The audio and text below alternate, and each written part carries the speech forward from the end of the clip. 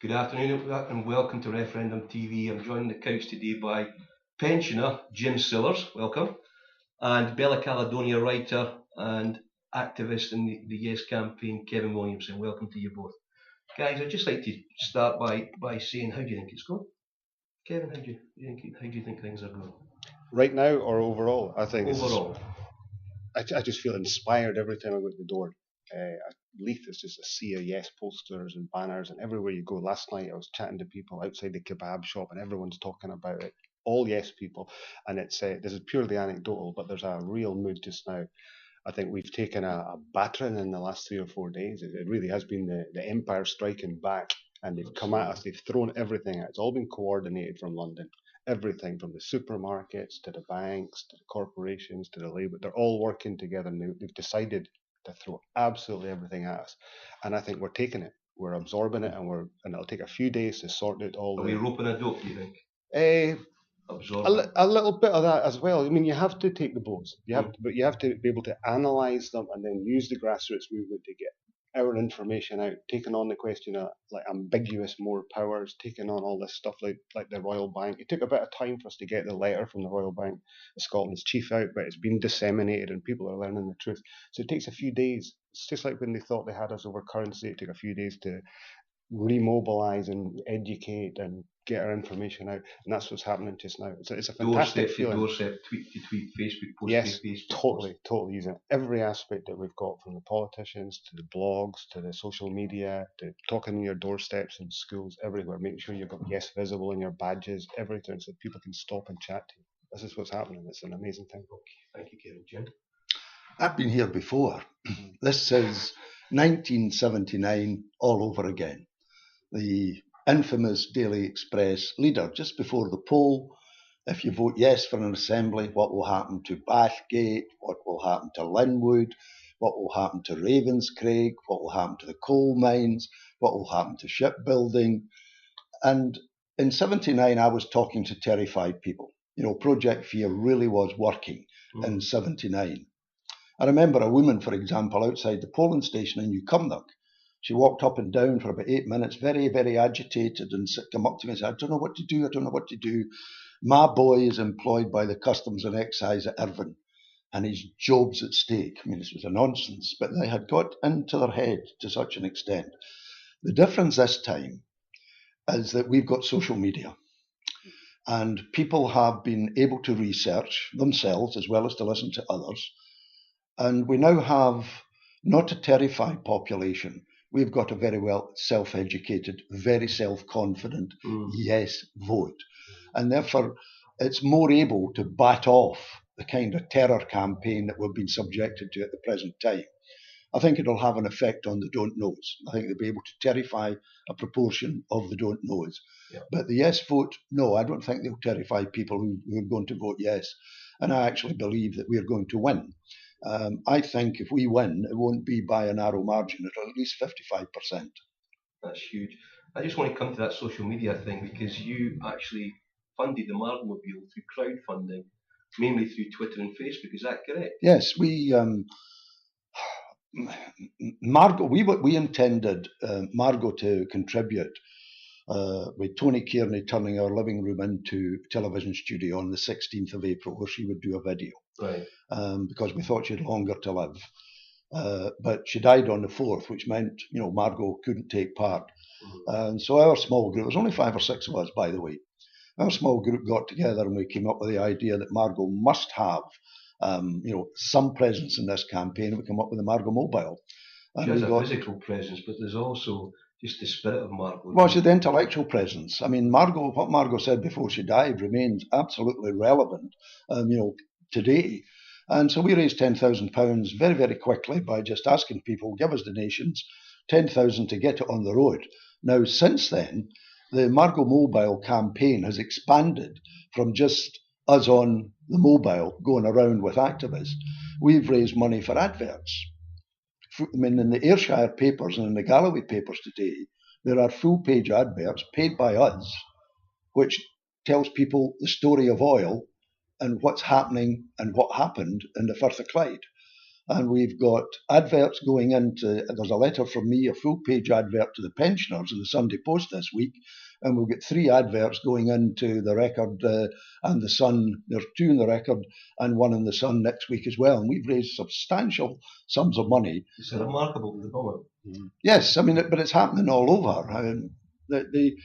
I've never known. I've been involved since 1960 in politics, and 1960. Pre-1964 was a very exciting period because you had 13 years of Tory rule coming to an end. Nothing like this. This is a phenomenon.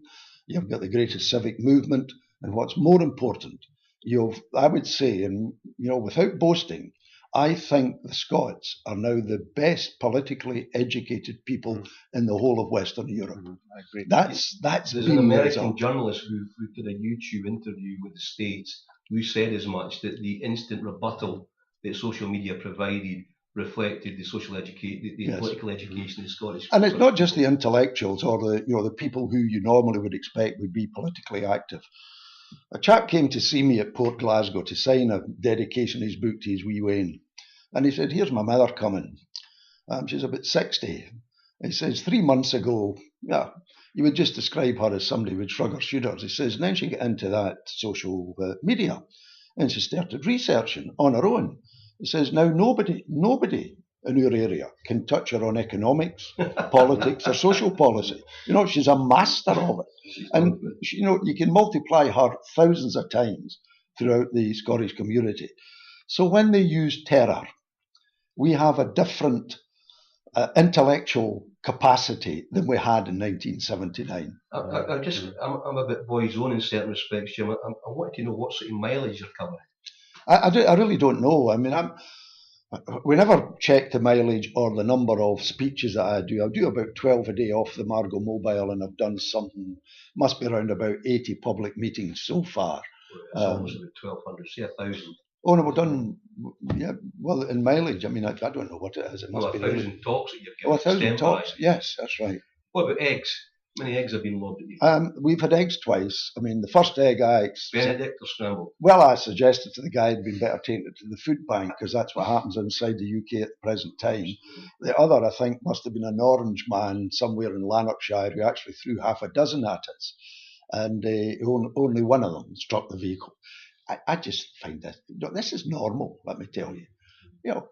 Nothing that's happened in the arguments and all the rest of it is out with the normal. But I'll tell you what we have done.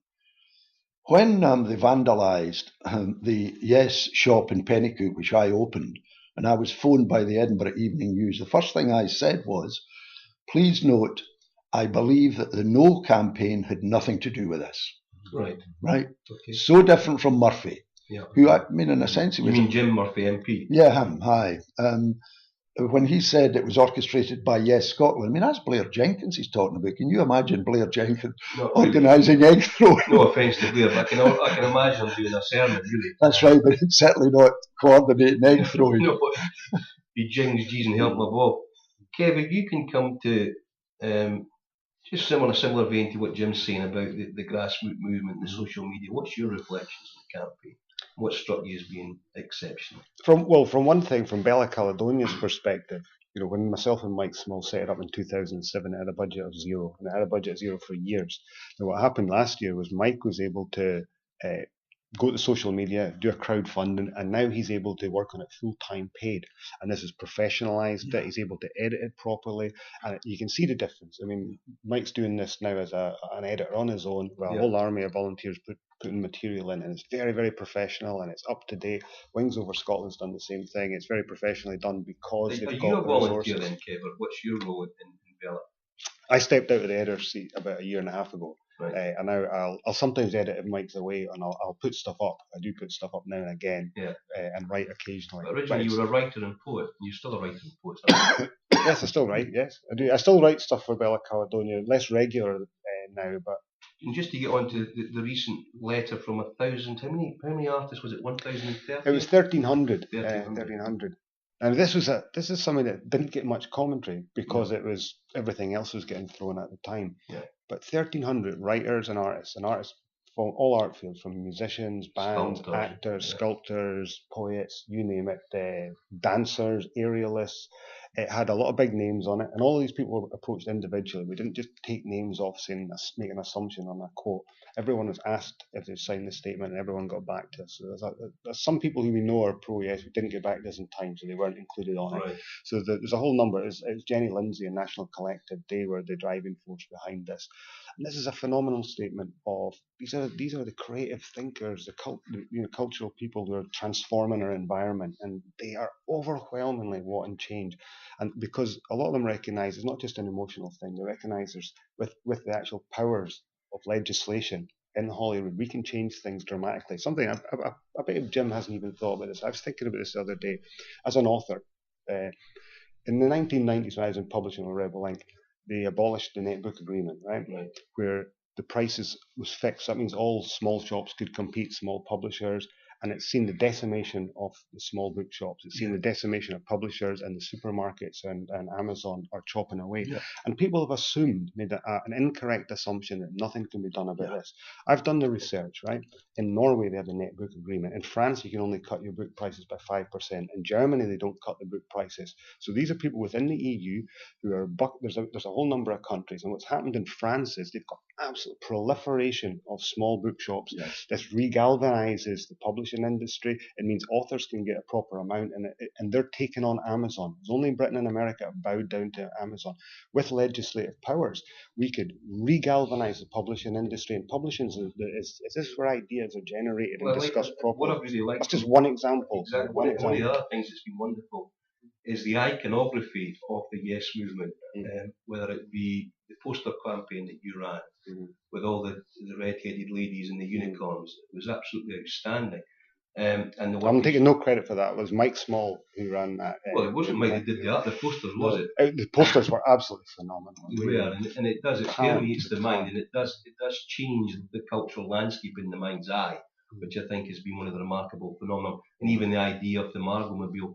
We mentioned earlier, prior to going live, the idea of roping a dope that a lot of us have absorbed the blows of the UK state in full attack mode. And what was interesting yesterday with Alex was the attack on fighting back against Nick Robinson and Haley on Good Morning Scotland. I wonder, Jim, if you could maybe comment on what you think the next step is. Are you prepared to go onto the front foot now?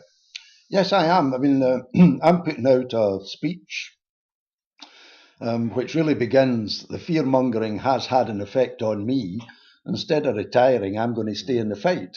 And you started in politics in 1960? In 1960, yes. I'm not trying to guess your age, but... Well, I intended to retire on the 19th, made a contribution, hand over to the younger generation, go and play golf.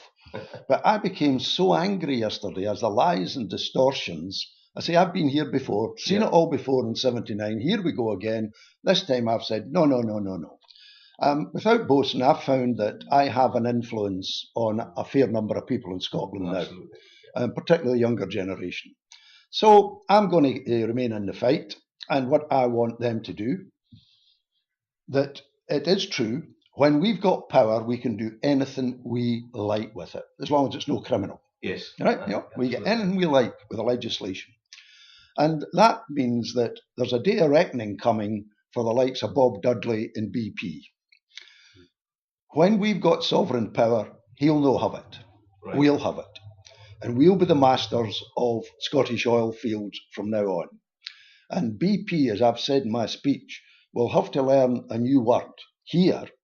They know it elsewhere, by the way. A new word here, nationalise, either whole or in part. And when they come to seek licenses for the Atlantic part, the Clare Ridge and beyond, well, they might find, we'll ask, who are you? We're going to be, I'm going to try and persuade this younger generation to remain in politics and realise that when you've got power, you have to use it in a hard way against people like that who have sought to subvert the democratic process in Scotland. So I want to see the power used against them. I want to see a day of reckoning for the banks as well, because they've got an awful lot to answer for. And I think people like the John Lewis Partnership have actually got to start telling us, did they consult their partners, which you and I would regard as employees, before they issue their statement, or did they take their instructions from Cameron?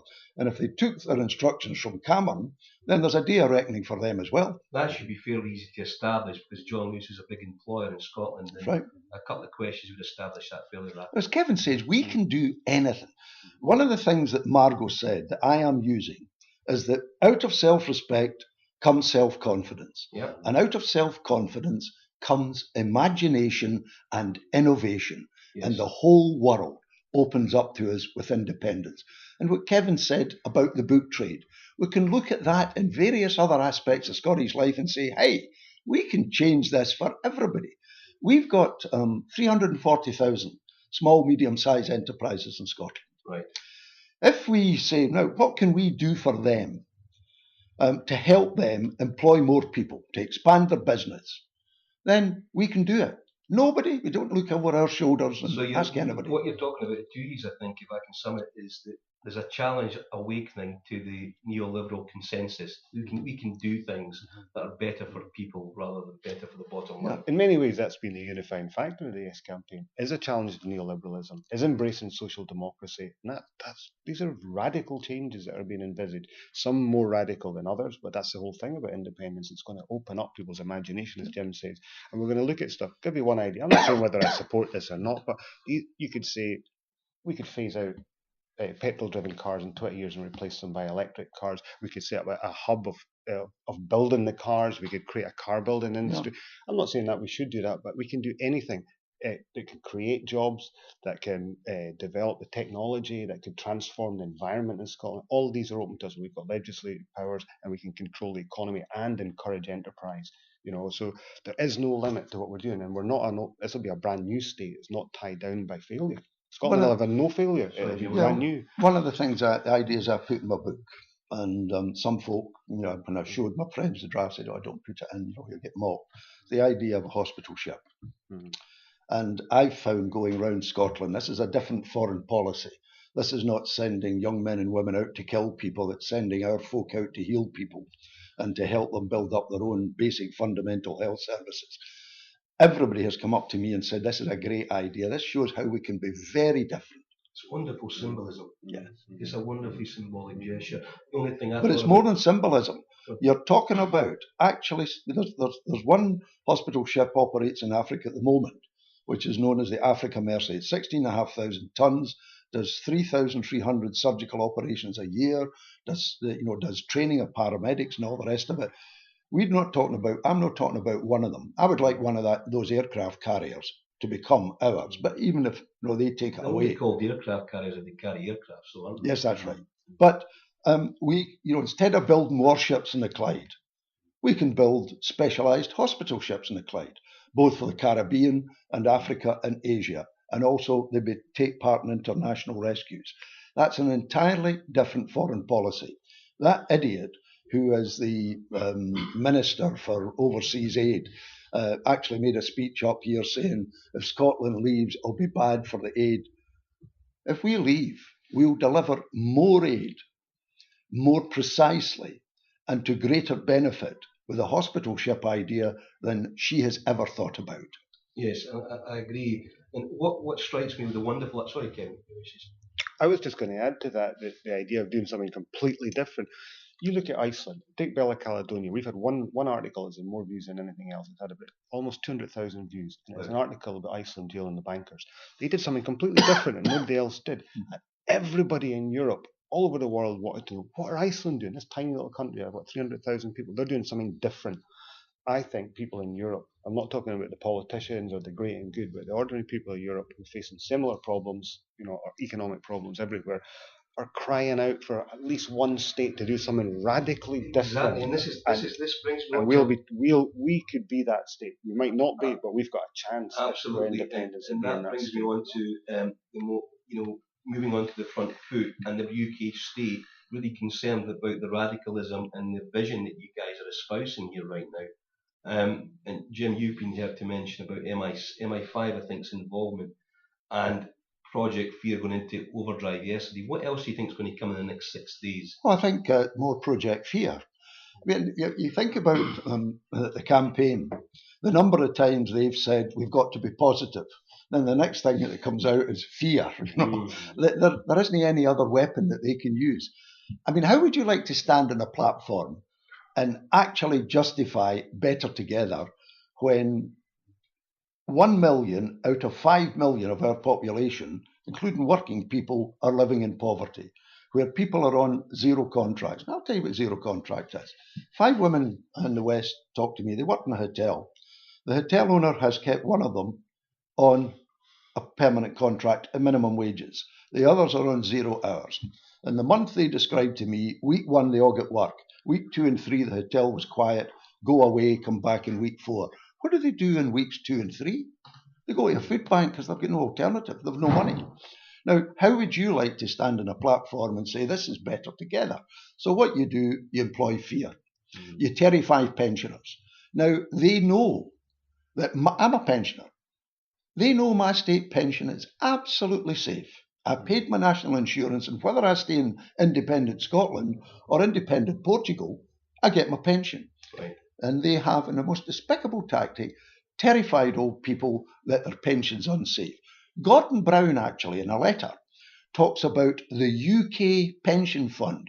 There is no such thing, and he knows it. We pay our national insurance to pay the pensioners of the next generation. When my grandchildren reach pension age, their children will pay their national insurance contribution. There's no such thing. He knew that. It was like his statement 3 days ago in the Daily Record. There is no power outside of Scotland which can enforce NHS privatisation in Scotland. He must have known that's a lie, because he put his signature to the bill that became an act setting up the Scottish Parliament. And in that act, just to underline that the real sovereign power lies with Westminster, this is what Section 28, subsection 7 says. This section does not affect the power of the Parliament of the United Kingdom to make laws for Scotland. They've got sovereign power. He knows that, and yet he told a direct lie in the Daily Record. The Daily Record didn't publish my reply to him until I went on Twitter and said to folk, why don't you phone and email the Daily Record? Here's the letter. Why don't you phone and email them and ask why it's no in? It's in today. Right, okay, that's useful. And that's the power of the social media on the yes side. Absolutely, we can rebut things. We can tackle them head on. Excellent. So just to come more fear this week, Kevin, how do you think we should respond as a unified campaign? How do you think we should take it? I think we should keep doing what we're doing at a grassroots level, but I think we do have to carefully deconstruct the idea of more powers. Absolutely, because some people might be thinking, oh well, maybe just hang back. It's not going to happen. It's not on the agenda. It's been cobbled together in the back of a fag packet. We know that and they know it, but we need to analyse and explain why this is not going to happen. It can't happen in that timetable. If you want more powers, you're going to have to vote for yes. They had their chance with Evo Max on the ballot paper, and they rejected it. Not the yes side, it was the no side that rejected the idea of having a ballot on that. So we have to carefully and clearly explain that.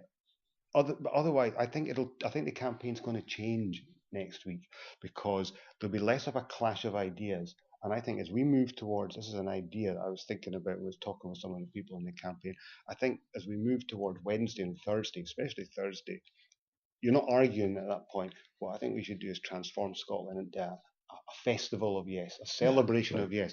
I want to see the proclaimers coming out of every house and car, and balloons on every corner, banners, and create a party carnival atmosphere so everybody gets swept up on the last 2 days.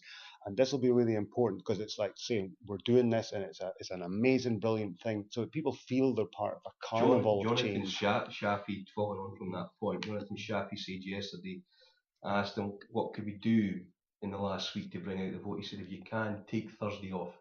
If you can take Thursday off work and get out and do something to be visible, I suppose. Absolutely, yeah. Over this weekend, I'll tell you what Bella Caledonia and others can do.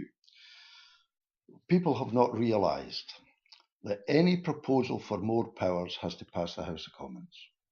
And I've been here before. Yeah.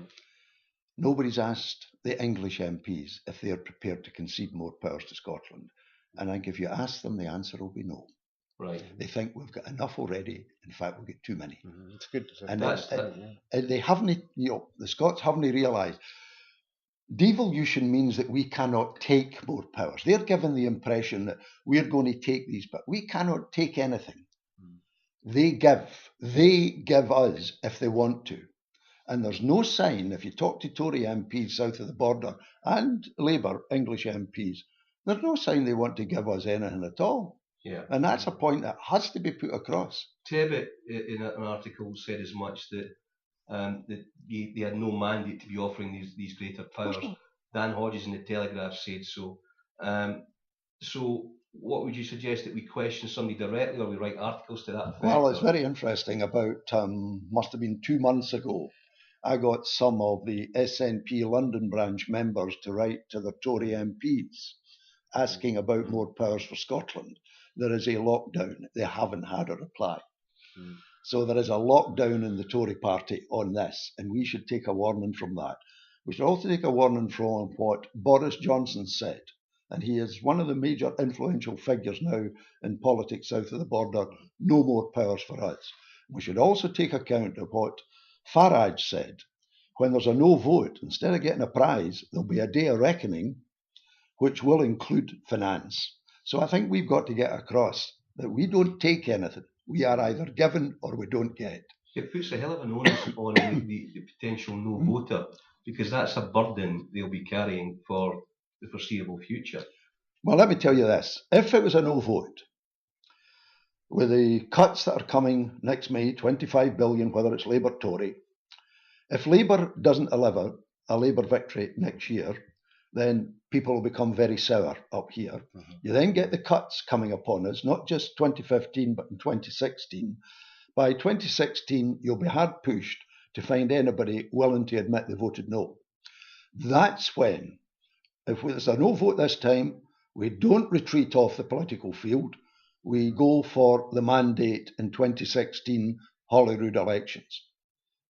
Majority of the vote, majority of the seats, never mind your referendum. That's the mandate. We're asking for independence, and we take it. We take it then, not giving it. Would you go along with that, Kevin? Is that how you view things happening, potentially, if it's a no? I agree with we don't retreat. There's no way. We haven't come this close to go backwards now. It's, especially given the level of deception that's involved in mobilising the no vote, which will unravel in time. Yeah. There's no doubt about that.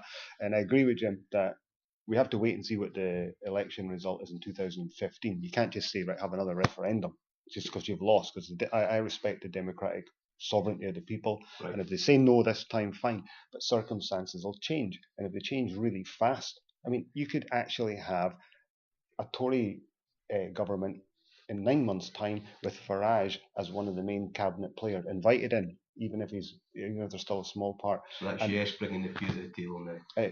I'm just looking at options here. Yeah. I'm looking. It could be Miliband, but that's another prospect. We have to look at things as they unfold. We can't predict the future here. But if the Tories get back in with no mandate in Scotland, then it puts us into a new situation, and we have to look at this, and we have to reorganise and reorientate.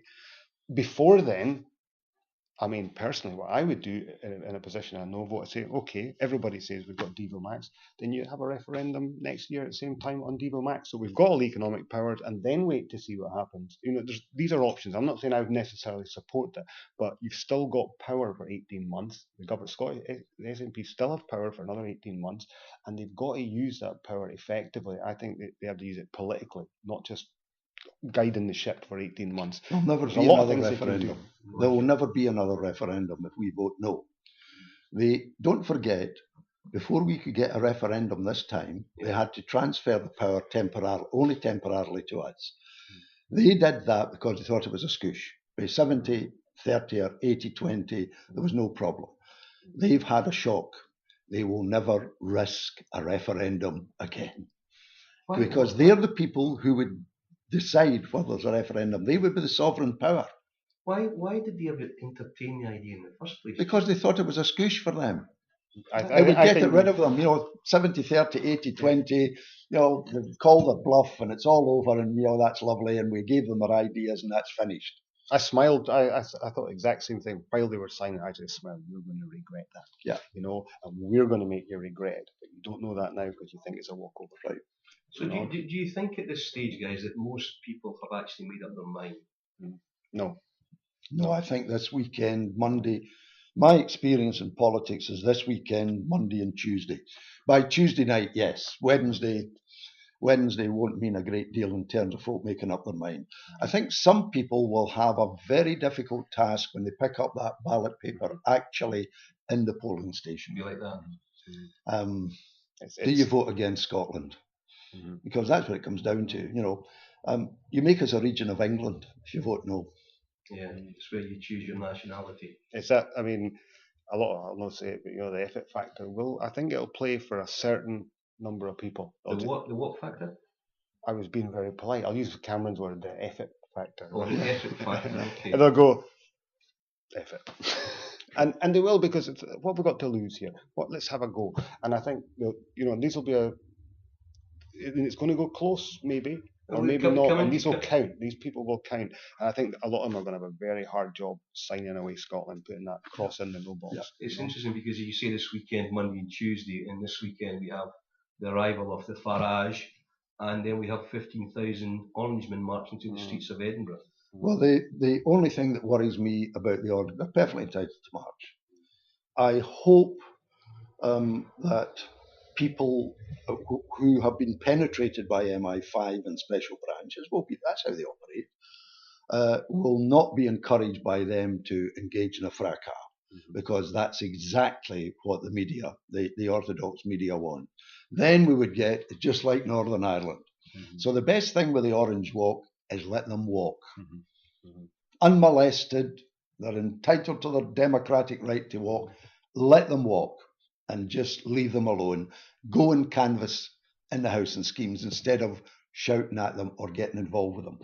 MI5 and Special Branch have a record, let me tell you, of being agent provocateurs. I mean, I can give you cases of it. Well, I did once upon a time read Spycatcher, but I'd be more interested in your cases, actually, Jim. Well, way back in the 1940s, actually, the young student nationalists in Edinburgh decided, as a demonstration, to burn down the Scottish office. Young lad for the Western Isles, he was deputed to, light the fire. A man gave him a can of paraffin. The next time he saw him, he was the Special Branch witness against him. Right. So, yes. So you set him up. That's right. Set him up. And I believe that for a long time, for example, well, I'm sure of it, the Socialist Workers' Party has been penetrated by MI5. The treasurer of CND was an MI5 agent. I believe this. Yes, yeah. yes. But you will be described as being paranoid. No, nobody. It's very interesting. Nobody has described me as being paranoid, because they know damn fine that I know all about it. I mean, I've read the official history of MI5, which a lot of stuff there, but I've also been involved since '79 with MI5 and Special Branch. And as a matter of fact, the CIA were involved in '79 because they were very worried about us getting rid of Trident during the Cold War. Right. Margot and I knew the CIA men very well. I actually, when I went to America with Neil Kinnock, I was invited to one of the CIA guys' houses to spend the weekend with them. So nobody has accused me of being paranoid, because they know I know what I'm talking about. I've got a different view. I think what's happening with MI5 in the last 4 weeks, 8 weeks, is they're all sitting down in London with their feet up, watching it on TV, saying, we're going to have nothing to do with this. You think so? No, I don't think so. No. I'm like, sorry, but you know what I'm saying is, it can work in strange ways. I mean, it's not paranoia. The state have put people into the protest movement. They've married people. They've slept with them, had sex with them, and then disappeared. That's not paranoia. That's been in the papers. It's been revealed. Yes. That's what they do. They infiltrate movements and they try and make them look bad. And in the best way, as Jim says, is go nowhere near them. Don't give them a chance to get in amongst a group of people and chuck something that could kick someone off. Stay totally clear of their Orange Order and canvass. I think we can safely say that no people who value the Yes movement will be near anywhere near the Orange Order's march to get involved in that, because they don't want Yes to look bad. I just wonder, as we're coming near the end of our time, if you can maybe say to camera and have an audience in mind, what would you say to them to convince them? Between 7 a.m. and 10 p.m. on the 18th of September, a unique situation develops. We, the people in Scotland, are totally sovereign, with sovereign power over what happens to our country. A minute past 10, if we vote no, we've thrown that power away. If, however, we vote yes, power during that 15 hours remains with us forever, and we can use it, first of all, to repair the damage to our society, and second, to build a Scotland that we can all be proud of. Wonderful. Kevin? I would say that the referendum has brought out the best in people. It's brought out the imagination, the talent, the ideas that could transform a country. And you want to put them all back in a box on the next day and just leave it. Take those and run with them and be brave. Be brave and don't let anybody, batter you down with fear. You've got to be brave here. This is you get nothing without risks. No business has ever been set up without risk. No country, nothing. You've got to be brave. Take the risks and make them work for you. Have the vision, take the risk. Yeah. That seems a very good point to end on. Jim Sillars, thank you very much. Kevin Williamson, thank you very much. You guys have been inspirational. Thank you. Thank you. Cheers.